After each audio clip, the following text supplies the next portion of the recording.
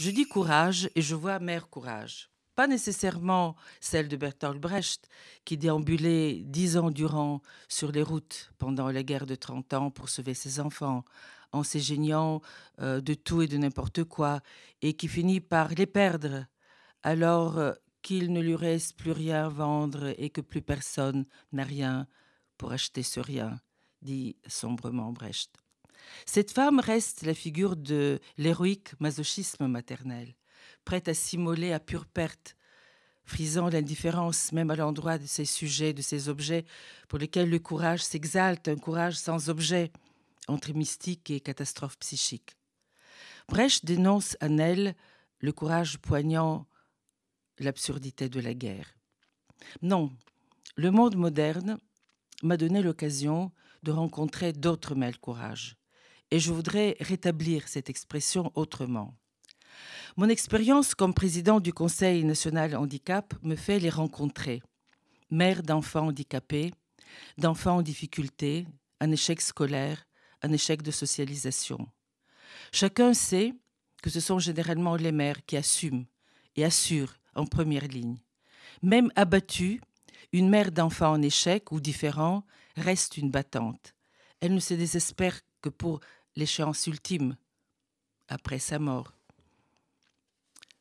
Que se passera-t-il après ma mort?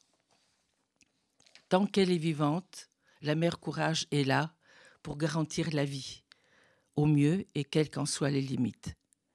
Et puisque la célèbre crise des valeurs que nous traversons ne garde, paraît-il, qu'une seule valeur, la vie, eh bien, les Mères Courage apparaissent de nos jours comme la pierre angulaire d'une civilisation qui n'a plus de repères. Mais ce qui m'impressionne le plus, c'est une femme française d'origine marocaine que vous avez pu voir à la télévision après la sinistre affaire Mera, lorsque ce djihadiste a tué 3 soldats français avant d'abattre froidement 4 personnes du lycée juif Ozar Torah à Toulouse. Le professeur Jonathan Sandler, ses 2 jeunes fils, Jonathan 4 ans et Ariel 6 ans, ainsi que la fille du directeur Myriam Mossonego. Cette femme s'appelle Latifa Ibn Ziaten. C'est la mère du soldat Imad Ibn Ziaten, parachutiste, qui ne voulait pas se coucher devant Mohamed Merah, disent les enquêteurs, devant l'assassin Mohamed Merah. Madame Ibn Ziaten est atterrée, pas anéantie par cette tuerie. Le deuil au cœur et l'énergie en tête, elle part à Toulouse, sur les lieux du crime, pour voir comment ça a pu arriver. Elle rencontre les jeunes du quartier. Ils sont fascinés par Merah, qu'ils prennent pour un martyr. Elle est doublement atterrée alors. Elle ne comprend pas. Si, elle comprend. Elle me dit, ils n'ont personne eu pour les aimer, ni mère, ni école, ni État. Elle crée alors une association au nom de son fils. Elle s'appelle Imad pour la jeunesse et la paix.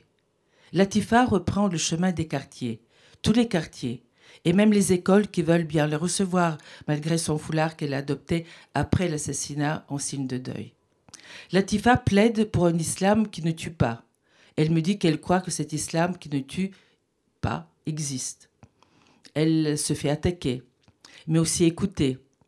Certains de ces jeunes désœuvrés la suivent jusqu'aux églises et les synagogues. Les écoliers des ZEP, 500 écoliers des ZEP l'écoutent, vont écouter les rabbins, trouvent qu'ils sont comme nous. Nous sommes comme tous les Français. Nous sommes humains, nous sommes pareils, me dit-elle. Elle leur parle comme ça. Elle me regarde dans les yeux, la maison de Solène, où nous l'avons invitée au séminaire Le Besoin de croire, que je mène avec mes amis, le professeur Marie-Rose Moreau, directrice, et le psychiatre Rubens Madja. Elle me dit qu'elle aime la France, que nous sommes pareils. Elle répète pareil comme vous, convaincue d'appartenir à la République comme moi, pareil, pareil. Je soutiens son regard. Je pense qu'il ne me provoque pas. Je ne lui dis pas combien je crois que nous sommes pareils dans notre bataille pour la dignité de nos fils. Je lui dis seulement qu'elle incarne mieux que quiconque les valeurs d'une femme libre. Je lui demande de nous parler de son fils Imam et de me parler d'elle. Comment et où a-t-elle trouvé ce courage? Latifa Ibn Ziaten a reçu le prix du courage moral de l'AJC de Washington.